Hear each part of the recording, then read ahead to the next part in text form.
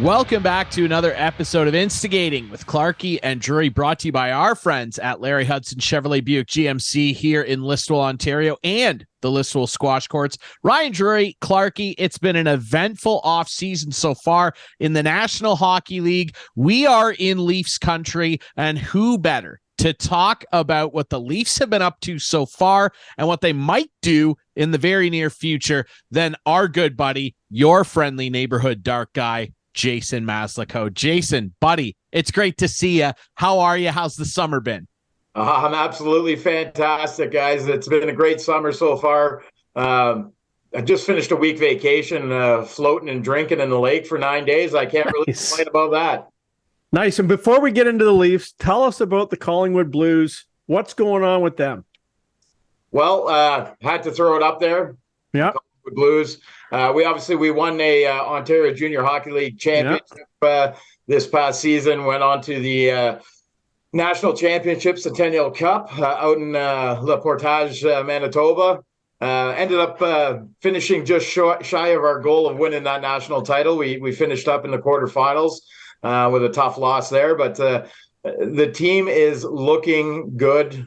We've lost some core players, but we have a very strong core coming back. And our general manager, Mike Tarantino, Jordan Sellinger, director of hockey operations, they've done an amazing job so far of filling those holes. We are going to be just as strong, if not a little bit better next year. Look out for the Blues for back-to-backs. Well, anyone with the last name of Tarantino, you got to think he's a tough guy that'll get a good hockey team on the ice. That's for sure. Hockey, that's for sure. I don't know about movies, but yeah, you never know. That other guy's made a couple okay films in his day. I do want to congratulate you too, though, Jason, because I remember when you and I were doing a show together, and you were talking about the Blues, and they were a new franchise coming in, and then I was very excited for you when you hooked up with that franchise. Obviously, you're a big part of the scouting staff there. So congratulations, man. And it's really incredible progress. And just to make note of what they've achieved already so far, it really is incredible to see that from the organization, eh? I really appreciate that, Ryan, and I am quite proud of that. We kind of did exactly what the Vegas Golden Knights did. We came in and won a championship in 6 years. So, 5. What did I think about? We beat the Golden Knights. Exactly. It's incredible stuff, man. And again, I'm you know this. I'm proud of you, dude. I mean, I know that you're very passionate about your scouting and everything, and you've obviously played a big part in the success of the franchise in its early days in a championship. Hey, back to back. I like the sound of that. Let's talk about your Maple Leafs, though.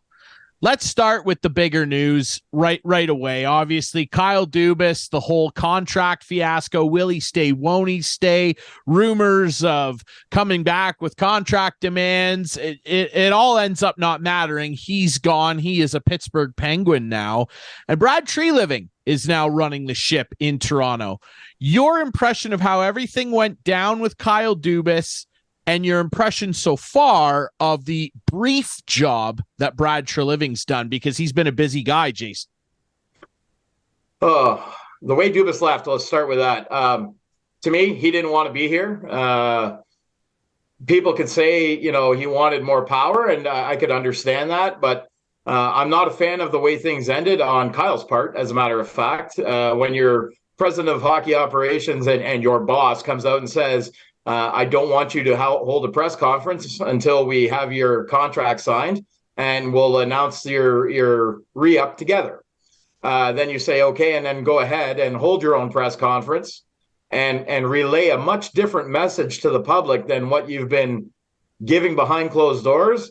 To me, that was he overplayed his cards. It was a negotiation tactic that failed. And if he didn't really want to be here, good luck in Pittsburgh. So obviously, and I think you share the sentiment of many Leaf fans. Obviously, he departs, goes to Pittsburgh. Jason Spezza joins him down there, and then Brad Treliving comes in. Before we get to Brad, go ahead. Do you think, to me, Kyle Dubas screwed up 3 contracts or 4 with the Leafs, and screwed up his own? It was a terrible tactic, if that's what it was. Right? It backfired. I can't argue that. Like I said, to me, he overplayed his card. He thought he had a little more leverage than he had.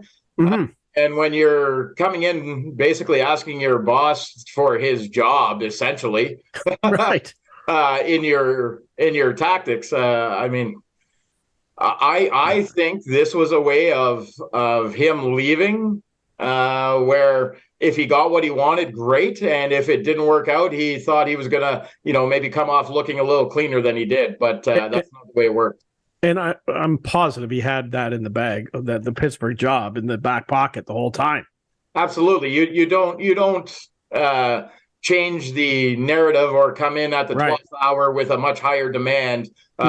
You have something elsewhere. Yeah. Anyway. Yeah. Well, and it's odd too, because, he kind of made light of the fact in a way, Jason, about the difficulties of the Toronto job, saying that he wanted to discuss it more with his family. The last year was hard on them, which I respect and can understand. 100%. It's not an easy job. It may, in fact, some would argue why they pay you well in the NHL. That's why they pay you well, because it's a hard job. Get over it. But now he goes to Pittsburgh, and he's going to have some heavy lifting to do there in the next few years. Like, hey, Sid is still incredible. Gino had a great year last year. It was actually the first year they ever both played a full season together, but they're not getting younger. Chris Letang's not getting younger. Their goaltending situation's still a little iffy. And I would venture to say they might have the worst prospect covered in the league because of all the all-in hockey that they've played over the last decade plus. Like, he does not exactly have an easy task ahead of him in Pitt either, Jason. No, and I think using Toronto media and the family is a complete scapegoat. Don't tell me that in the last 5 years you didn't talk to your family at some point in time about whether you wanted to stay in Toronto at the end of your contract. Don't feed me that nonsense. I can understand that, the playoffs added a little pressure. There might have been a little extra white noise coming in. But don't tell me when you sat down at that table in front of that microphone, you hadn't spoken to your family once about what your future was going to be. I think it was a scapegoat. Yeah, it's certainly interesting. And yeah, like I said, it's not going to be easy in Pittsburgh. There's an awful lot of retooling and drafting that he's going to have to do, because Sid can't play forever. As much as we would all like that, he can't play forever. Let's move on now to his replacement, which was announced fairly quickly, and that's Brad Treliving, who had, I would call it overall, a decently successful run in Calgary. Ultimately, no, they did not win a championship, but they made some good draft picks. He maintained a really solid core there for a while, brought in quality players like their goaltender, obviously, and Jacob Markstrom, who turned into a Vezina finalist there. What's your impression? First of all, what did you think of the hire when you heard? And what's your impression of the work he's done so far? Okay, quite honestly, right off the hop, I was a little bit nervous just because of the way he handled the Johnny Gaudreau, Matthew Tkachuk, Sean Monahan situation there. I mean, nobody could have foreseen Jonathan Huberdeau having as much of an off year this year as he did in Calgary. But, seeing the return of what he got for Tkachuk, and I was a little nervous, especially with the Leafs being in that very scenario with a bunch of contracts coming up and some no trade clauses modified. And so I was a little bit nervous. I didn't necessarily think he was the best fit for the job. However, what he has done since, I'm quite confident in the moves he's made.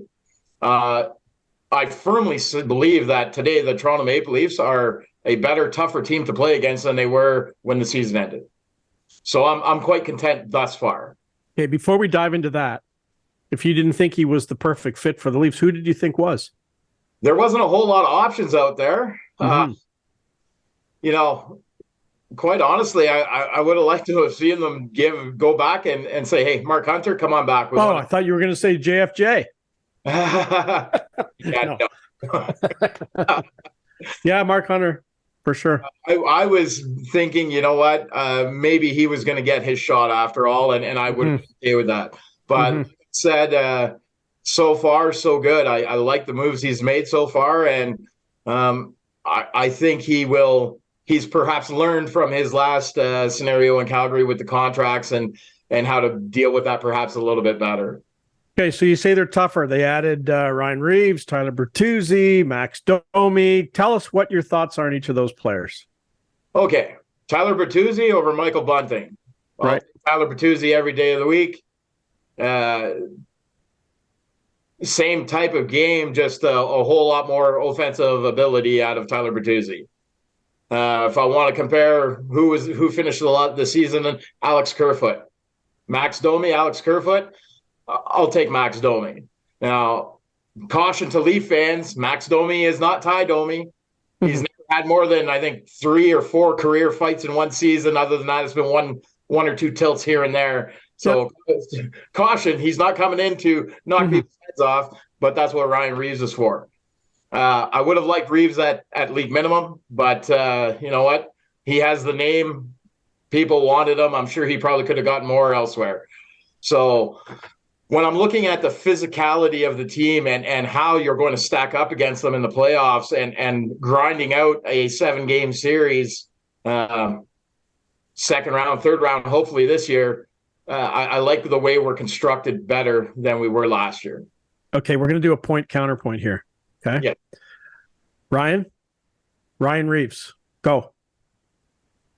Well, I just don't think it makes a ton of sense. I mean, like, the guy's 37. They paid him too much money. Like Jason said, could he have got more money elsewhere? Yes. And if I was the Leafs personally, like, look, at the end of the day, I'll just say this is a caveat. I think that he brings value to a locker room, which is clearly the core of what his signing was about. He's a popular teammate, and everybody is going to rally around a guy that sacrifices his body in the way he does and sacrifices for his teammates and sticks up for everybody.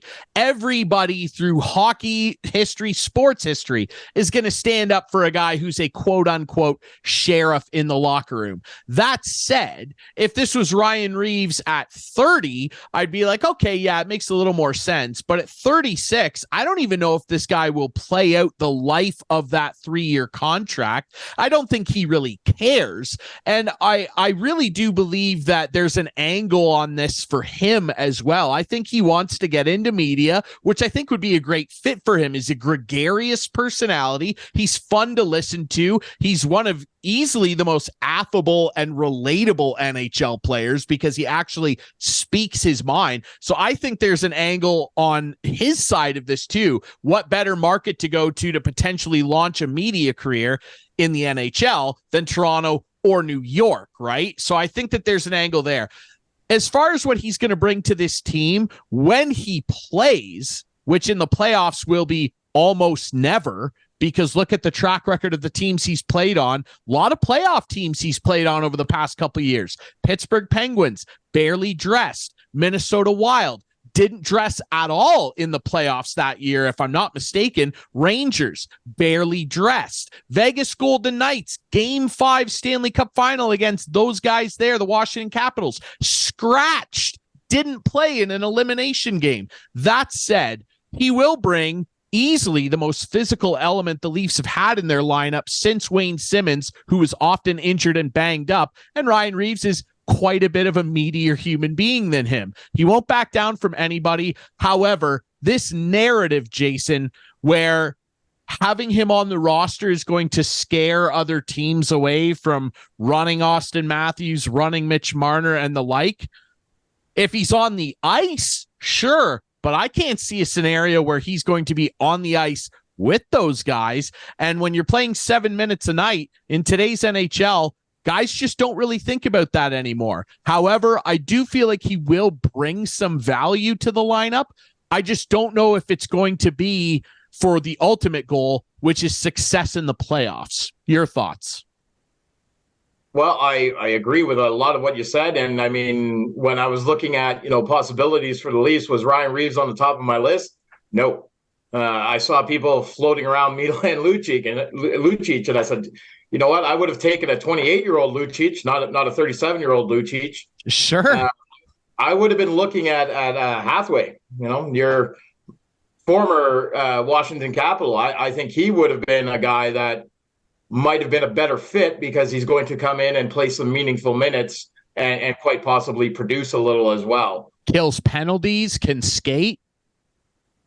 Yeah, and he's going to put the puck in the net. I mean, has Reaves had, I don't even know, has Reaves had more than 3 goals in a season in the last 5 years? I don't know.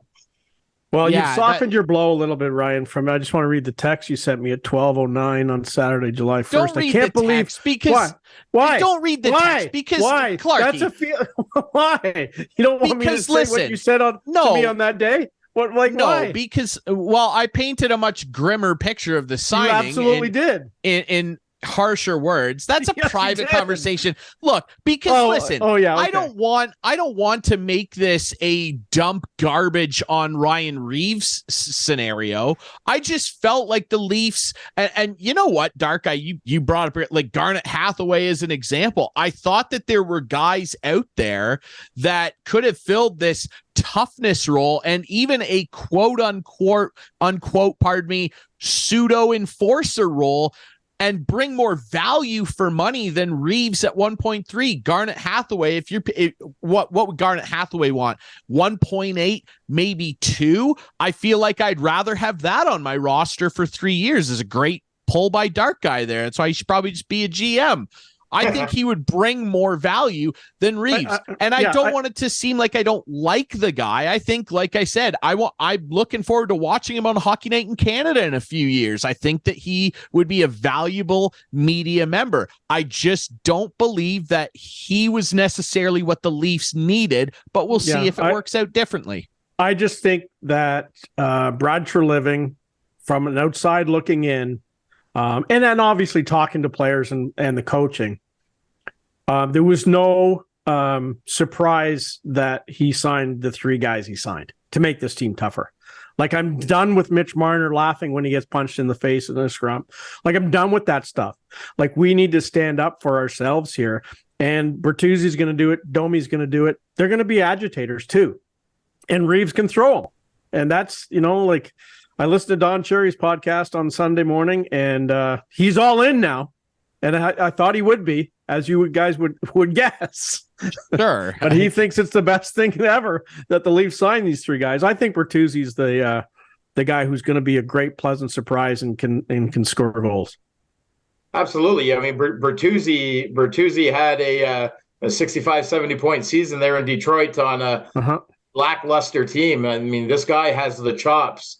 Produce at the NHL level. He's a hell of a hockey player, and put him on a line with perhaps JT and Nylander if he's still there, or you put him with Matthews and Marner. He'll be on one of those lines for sure. He's going to put the puck in the net. So yeah, absolutely. Yeah, I guarantee you that he's on one of those lines, and Domi could shuffle into your top 6 too. The kid has a lot of talent, and keep in mind too, there might be a bit of strategy behind that signing too from Brad Treliving's part. Him and Mitch Marner were very good buddies and were very, very effective teammates for a London Knights squad that was dominant when those 2 were there, with a guy named Matt Tkachuk and a guy named Christian Dvorak. That foursome was fearsome in the OHL. And Tyler Bertuzzi, I know it's at the junior level, the guy's a winner. He was a gigantic part of the Guelph Storm championship in 2014. He was such a key player for them. And to come up and play in Toronto, he's going to be energized by that too. And I think that Domi, yes, he's not his dad. He's not going to come in and have 15 fights, but he has some skill and that grit. Him and Bertuzzi, I actually think they're great value signings, and they're going to be able to come in and play so many different types of roles and answer so many different types of bells that a guy like Ryan Reaves just can't. He can fight maybe better than anybody in the league, but he cannot offer you anything else, whereas those 2 players absolutely can. Well, I'm going to one-up you and say to start the year, at the very least, Max Domi is in the top 6. Not maybe could work his way in. The way I see it is Bertuzzi with Matthews and Nylander. And like you mentioned, the familiarity with Marner and the way they played together and produced together, you put the 2 of them with Tavares on the second line, and you insulate Matthew Knies for a little bit to, get his feet back under him. Obviously an amazing performance in a short sample size in the playoffs, but you don't want to throw this guy on the top line right out the gate and expect have all these otherworldly expectations on him. So I'm going to guarantee Domi's in the top 6, whether it's flanking Matthews and or Tavares. He's on one of those lines. So yeah, he's playing center too. He could be your third line center too. I think he could kill some penalties for you and play some center, particularly if someone's injured. I think that they've done a good job here with those two dudes of bringing some real flexibility to this lineup that, Alex Kerfoot, as an example, I'm glad you brought him up, Dark Guy, couldn't really offer you. He could play center and be decently effective defensively, but when they tried shifting him to the wing, he really didn't bring much. Whereas he can't score. He can't score a goal. He's celebrating a goal before it goes across the goal line instead of just shooting in the front. I understand.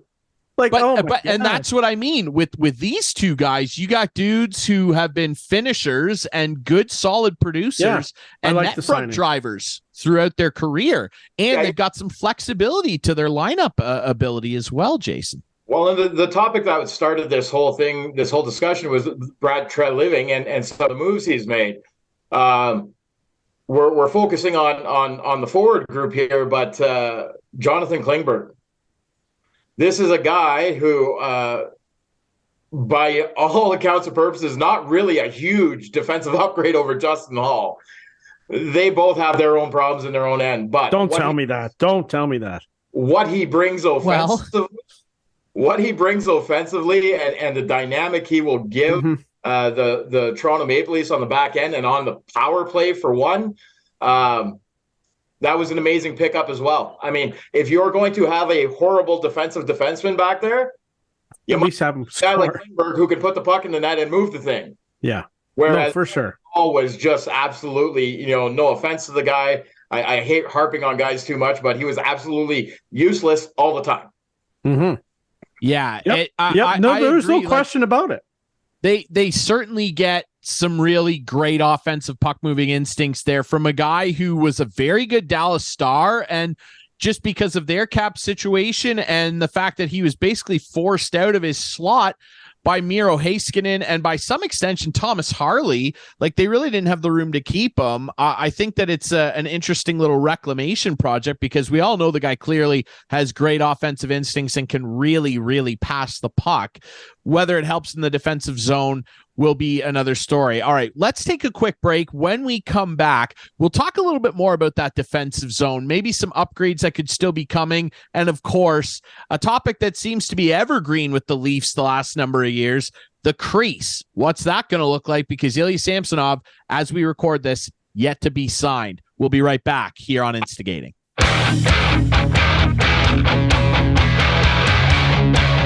Welcome back to Instigating with Clarkey and Drury, brought to you by our friends at Larry Hudson, Chevrolet, Buick, GMC, and Listowel, the Listowel Squash Court. Still joined by our good buddy Jason Maslakow, better known to many in Leafs Nation, should be all of Leafs Nation, as Dark Guy. How's the plane painting going? It's pretty good. Is it cool? I really enjoy it. It's kind of funny, I've always gotten a joy out of being able to take, a damaged part of a plane or whatever be car and just look like it never happened. I've just gotten a weird satisfaction out of being able to, fix things and make it look perfect. So it's something I really enjoy doing out there. Could you paint a car for me? I definitely could. Okay. I would need a booth to paint. Gotcha. But I could definitely paint a car for you. Okay, interesting. All right, let's move on. Chris Clark always trying to shuffle a business deal in there, and that's good because maybe they need to get you or Jason in the negotiating room for the Toronto Maple Leafs because there's a lot of contracts that still need worked out. Obviously, off the back of the break, let's just dive into the first thing that I mentioned. and that's goaltending. Now, Matt Murray, 1 year left on his deal where the Senators still are retaining a small chunk of that salary. However, $4.25 million of it is still on the Maple Leafs books as we are recording this episode. Now, Jason, let's start with him because he's the easiest one to address first of the two Leaf goalies. It didn't go well. This guy just can't stay healthy, and the Leafs quite clearly they must be working the phones to get his salary off the books, correct? Well, I mean, it's pretty simple. Right, you started that right. Matt Murray, he wasn't able to stay healthy in Toronto. It's unfortunate because he did show flashes of his old brilliance that he won him 2 cups when he was healthy. However, he just wasn't able to stick it out, and I'm not really too worried about Treliving working the phones because this whole Samsonov filing for arbitration, they're actually very close from my understanding in what Samsonov is expecting and what Treliving is willing to spend. However, by Samsonov filing for arbitration, it opened up the second buyout window for the Toronto Maple Leafs. So at this point in time, the hearing scheduled for July 21st, I'm fully expecting the Leafs and Samsonov to iron out a deal well before the 21st.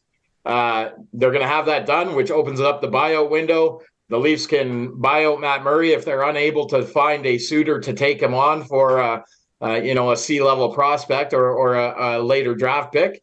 So I'm not really too concerned about that. The buyout from Matt Murray is $4.5 or $4.25 million.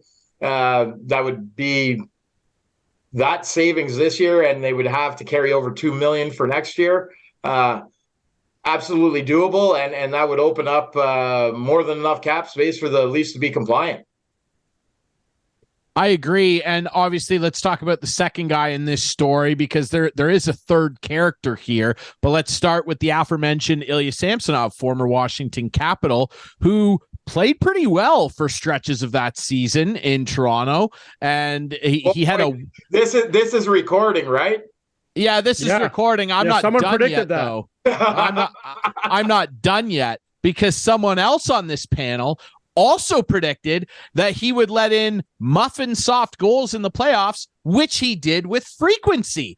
Now, let's be honest here. In that first round against Tampa Bay, well, look, that first round against Tampa Bay, Andrei Vasilevsky did not play very well either. Like their numbers, they both had a below 900 save percentage in the first round, but Samsonov came out on top, and that's all that matters. And then the Florida series happened, and before he got hurt, there was some iffy stuff. That said, though, for the most part, he provided some pretty solid goaltending, albeit at home. Which was he turned that around. He turned that around at the end of the year too.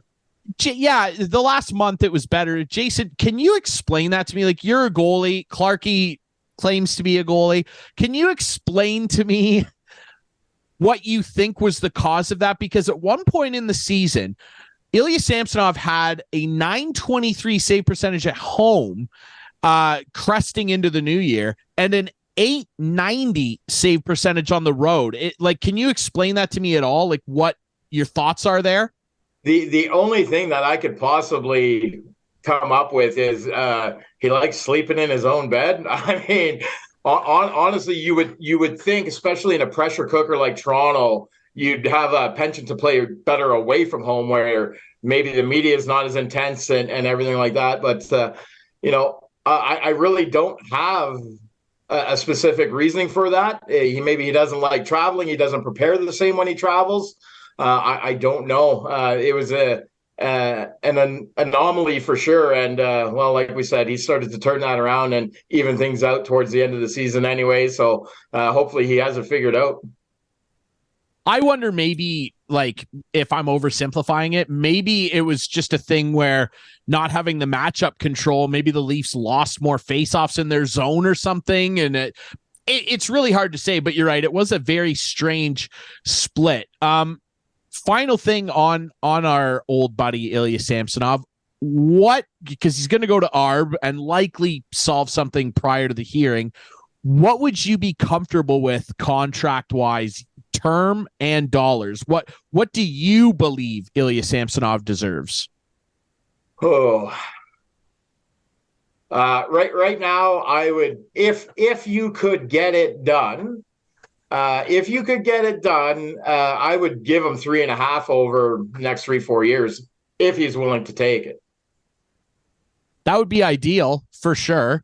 I'm sure he'd probably aim for something more bridgy, like a 2-year, 3.5, but that'd be pretty good value. I mean, honestly, if he stretched it to 4.42 over 3 or 4, if that was a term issue, I don't know that I'd necessarily be super uncomfortable with that either. But I did mention earlier that there is a third character in this story, and it's the big reason why Matt Murray just simply cannot, even if his health wasn't a factor, have a future on this roster, and that's Joseph Woll, who provided some stellar backup performances and had to get thrown into the fire in the playoffs when Samsonov got hurt and played pretty darn well. He kept the Leafs in those last couple games against the Panthers. He's no longer waiver exempt. He cannot clear waivers, and so the Leafs cannot send him down. Someone would surely claim him, and that's another reason why Matt Murray probably most definitely has to go. But your opinion on the youngster Woll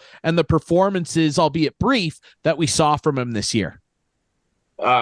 Hard not to be excited at what you see out of Joseph Woll. I mean, he's a big kid, very young, but to come in that situation in the playoffs and show the calm demeanor that he did.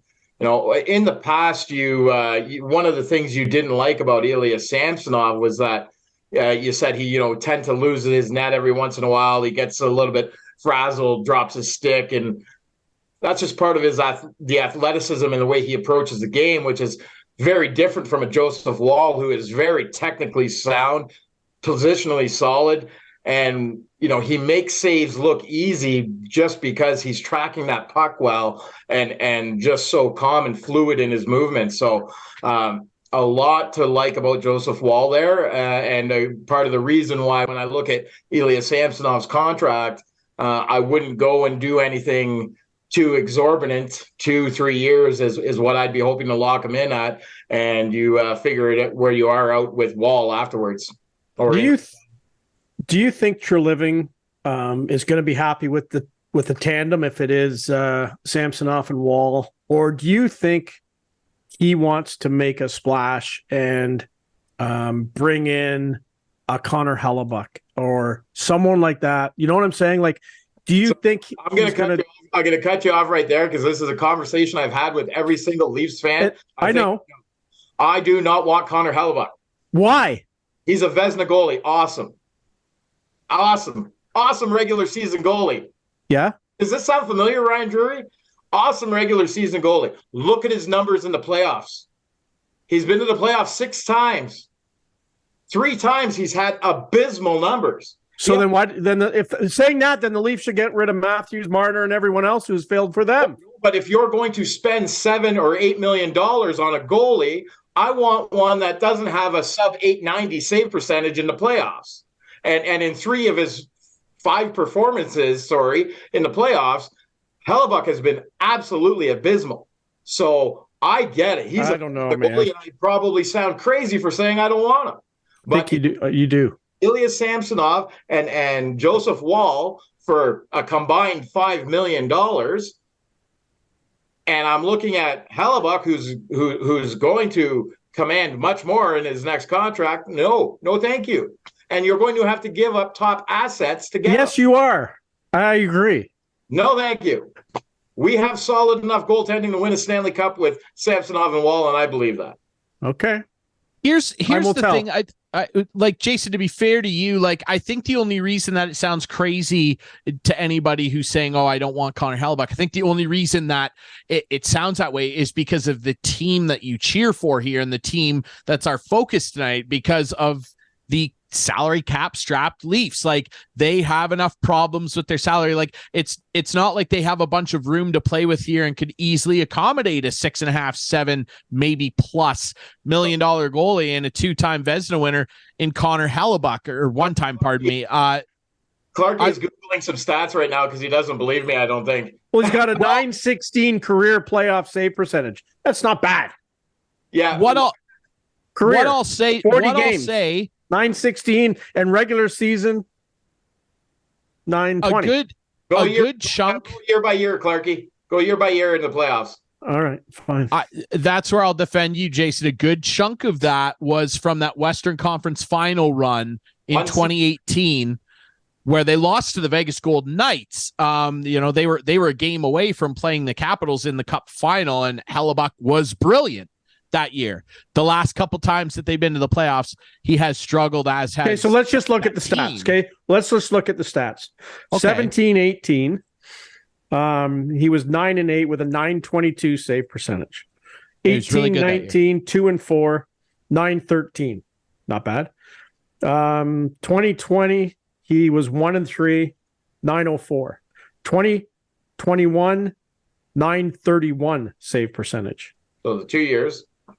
And then last year it wasn't great, 886. But that's not terrible. 916 over his career isn't terrible. When Freddie Anderson was putting up 920, 918 in the playoffs, people were calling for his heads and saying he wasn't a good enough goaltender to win a cup.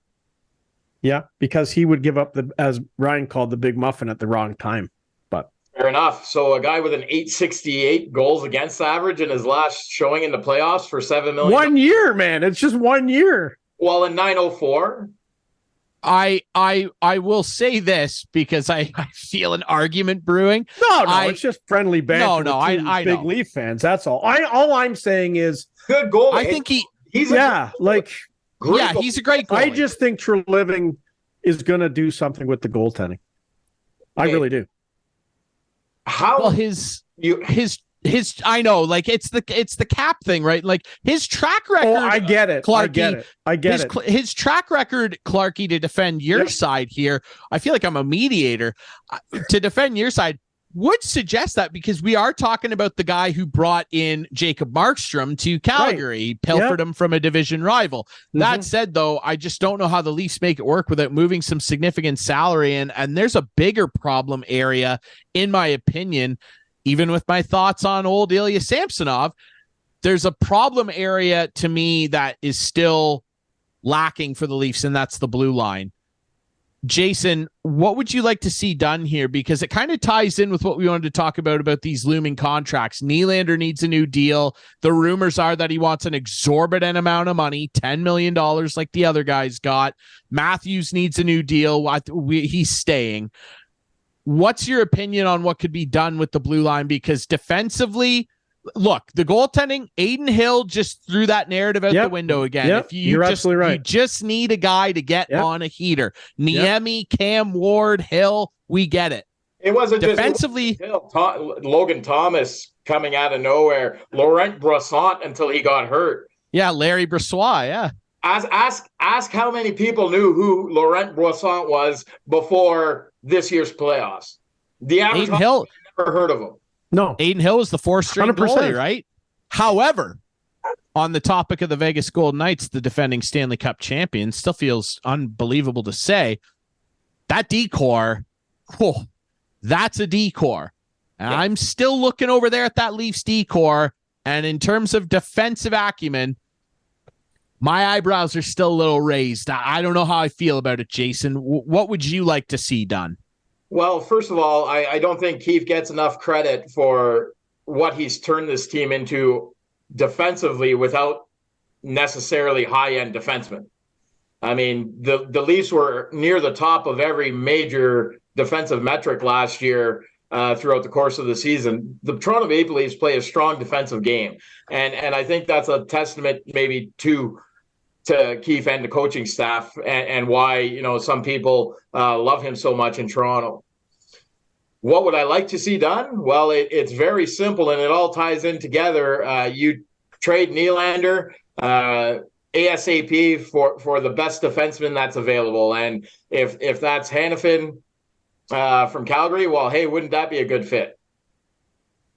Well, that'd be interesting too. A Nylander back in Calgary. We've seen that before with the old man. I tend to agree because look, like I think at some point the Maple Leafs particularly, I think this is what everybody's really waiting to see with Treliving.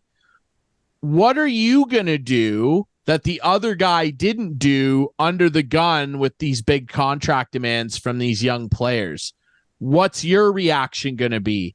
Because I know there are a lot of people out there that love Nylander. I think he's an incredible offensive talent in open space. I think he's an elite NHL talent. However, most good defenders don't allow you to have open space for very long. And we've said it 100,000 times, Stark Guy, like this guy shies away from big boy hockey. And that's what typically happens in the playoffs. And I know he's had some good numbers in the playoffs, but he does not answer the bell when things get tough. And I just think that the Leafs would still have an extremely good offense without him as part of the picture, and you supplement him by bringing in a really quality defender, because I really think they need it. It's very simple. Rumor has it, what's floating around, he wants $10.5 million. Not a chance he's worth that. Look at the market, okay? Alex DeBrincat is a solid comparable, just signed for $7.8 million. That's what Willie should be looking at and expecting. Is Willie better than Pasternak, who just got 11.5? What was last year he signed his extension? No. Is he better than Timo Meier, who just signed for 8.8? No. You can go down the list. Come on, you're not even Clarkey. You're not even going to try. No. I was just reliving an Overdrive episode when the boys were discussing that. That's all. Overall, Timo Meier is a much more complete, better two-way hockey player that is built to win in the playoffs. William Nylander is not. You can go up and down the. I'm not a Willie fan, but I'm telling you, who scored the big goal to tie it up late in that series? Like, he can score the big goals, man. Like, he won't go in a corner. He'll let the guy, like. We could also find highlight after highlight of him shying away from pucks and it ending up in the back of our net. So I agree. I 100%. I'd also venture not to call that a big goal, because they didn't win the game. Well, they tied it up in the last 3 minutes of the game. That was a big goal to tie it up. The pressure was on. They were facing elimination. He scored a goal. It was still a big goal, dude. Like, I get it. I'm not done here yet. Yes, please. Yep, keep going. Please. Keep going. You go up and down. You go up and down salary cap. You look at all the comparables, all the people the amount of players that are twice as valuable, in my opinion, than Nylander is, slotted in at $9 to like $7.5 million. For William Nylander, for any team to pay William Nylander $10.5 million would be asinine. Yeah, I agree. I take that. And now I hear that he's reluctant to sign because he wants to see what Matthews does. Mm-hmm. Okay, so you're telling the world, I got so many different thoughts here. I understand the idea of, if Matthews isn't going to take a discount, then why should I? That's human nature. If the guy beside me is making this much, I want to make that much. Any workplace, you would have that. And that is fair. I can accept that and understand it. However, by saying I'm waiting to see what Matthews does before I make my decision, it is flat out saying, once again, for the second time in your career, that you are more important than the team. How about Willie Nylander? You step up and be a leader and say, you know what? I'm signing for $8 million because I want this team to win. Matthews, you do the same. Matthews has already come out and said he would take less money to you know what, be a better team. I know this is a pipe dream, but I wish that one day all of a sudden there's a press conference with Treliving, Matthews, Marner, Nylander, and they all sign for less money because they all say they want to win. But reality, and you know how agents are, and that's not in the cards. And it's too bad, because I agree. Like, Matthews probably going to get 13. Like, Jason, if I said to you one day, hey man, I'm going to pay you $11 million a year, and I know you want 13, but can you live on 11? Like, could you live on 11? Like, I think you could. But it's all about ego nowadays. That's what it's all about. And it's just a shame. Well, so Treliving should be able to be all over this. He should be able to sit down with all the comparables I just mentioned, Matthew Tkachuk, DeBrincat. Yeah, I agree. The age and say, these are your numbers. Forget about Matthews. Forget about Marner. This is what you're worth. Right. I think I was in the same boat as you after hearing your answer when Ryan said, was Brad Treliving the guy? I didn't know if he was either. But having a voice from outside and seeing what's happened here in the last 5 years, I think it's the best thing for the Leafs. But he's got to step up and just say, okay, we're going to trade you then. Like, what does he have? A 10-team no trade or 10-team trade list? 10. Yeah. 10 teams that he could be traded to? The only teams that are going to give him $10.5 million are probably on that list. Yeah. Probably. You could well be right. Here's the other factor that I think often gets overlooked in these situations too. And depending who you are, maybe you feel it's a bigger factor, a lesser factor. The Players Association has a role to play in this too. Of course they do. Huge. And they look at guys who are marquee, but that's the problem. Players. That's the problem. Yes. I hate that. It infuriates me that that the PA gets involved and the agents just dig their heels in. Well, here's what's actually the problem. I would hope the players want to win. Yes, and we understand that. And in this salary cap world where it's not the NFL, where guys can restructure the contract, the contracts aren't guaranteed to just write a new contract. I wish it was. Well, but there's my thing, though, guys. The owners are actually the problem because they're the ones that put this sticky, dumb salary cap in place to begin with. And I really don't feel like it should be a thing because like this notion of parity and competitiveness, there are teams that are setting horrendous point records, like all-time league worst streaks since the salary cap got instituted. So like this whole notion of parity is goofy to me. Is there still one team at the end of the year that wins the Stanley Cup? Yeah, they don't split it 3 ways and go, here, everybody share. Like it's the exact same thing with just a super restrictive cost cap nonsense attached to it. However, obviously, as Leaf fans, Jason and I both agree that we would love no salary cap, but that's not reality. Tax whatever you want to do. Right, do something. I agree. Now, where are they going to free up this money? Like they're way over the salary cap right now. Like there's been word out there that they might buy out like Matt Murray. They might buy out TJ Brody. I don't know. He makes $5 million a year, I think. And if they bought him out this year, nothing would be against the cap for them, which is a huge advantage, maybe. It's not that bad. So right now the Leafs are currently sitting at 91 point something. So they're just over $8 million over the salary cap, not including Jake Muzzin's LTIR relief. What if he comes back? Just playing devil's advocate. I'm just playing devil's advocate. I know. Well, if he looks like he's coming back, they have a buyout window that's opening momentarily. Thank you to. But what if he comes back in October? Was that? What if he comes back in October, November, December? Yeah. Well, okay, we can play devil's advocate at that point in time, but let's, for all intents and purposes, I think Jake Muzzin has played his last game. Okay. All right. Yeah, it would be hard for him to do that because once they filed him on LTIR, which they would have to do before the season starts, he actually wouldn't be eligible to be taken off it for a giant length of time, which if all of a sudden he turned around and said, I feel healthy, I'd like to play, they would have a pretty healthy window to be able to figure that situation out. Which I'm sure they would. His salary on LTIR, the Leafs are just a little over $3 million over the salary cap. You buy out Matt Murray, that opens up $4 million. You're cap compliant. Easy peasy. Yeah, they're not far off. I want to ask you one last thing, Dark Eye, because you've been so great with your time, like you always are with us. We really appreciate this. I could let you and Clarkey rant for this could be a 4-hour show, and I wish it was. And I'm sure, based on how the summer's gone, we'll be checking back in with you. I want to ask you quickly, of all the guys who are no longer Toronto Maple Leafs that were on the roster last year, is there one guy that sticks out where you're like, man, wish we could have found a way to keep that guy?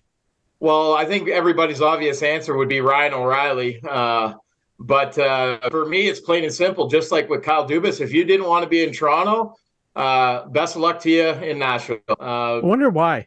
Ryan O'Reilly, you know what? He's won his cup. To me, I think there was a little dynamic he maybe didn't like about being in Toronto, whether it be the media, whether that be something in the dressing room, whether it be the coach. I don't know. But I do know Ryan O'Reilly is a big musician. He's a big guitar player. If you've won your cup, you've made your money, and you're big into music, where better to go to ride out the rest of your career than in Smashville, Music City, Nashville?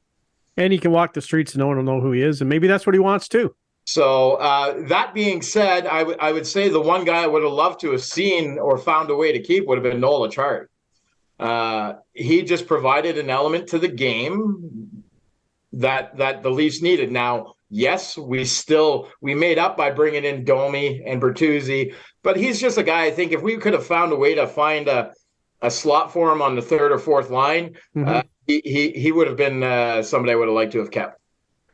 Yeah, that absolutely would have been nice. Luke Shen too. I thought that was going to get ironed out, but boy, he cashed in though. He did. I'm not paying him what Nashville paid him. Yeah, absolutely. And good for Luke, and good for us on this show that we have such a quality pal like Dark Guy Jason Maslakow to come on here and chat all things Maple Leafs. It's always such a pleasure when we do this with you, buddy. I'm glad you're doing well. Glad you're enjoying the summer. Come on up to we Listowel. Really appreciate. Yeah, come on up here. We'll go golfing. We'll do something, man. It's going to be fun. And as I promised you in our text before the show, a beer on me in London very soon. Sounds good. And you know what? For me too. Golf and Listowel, that has to happen. 100%. It's a nice course, man. I think you'll enjoy it. And Clarkey, I'm sure will offer you a duel for ice cream. That's his thing. He likes to play people for an ice cream. So that's right. Awesome. Ice cream before. I'm not that good. What? Okay. I like the honesty. Well, you're the best on this show, man. We always appreciate your time. Thanks for doing this, brother. Pleasure's always mine. Thanks, guys. All right, we'll be right back to wrap things up for the week here on Instigating.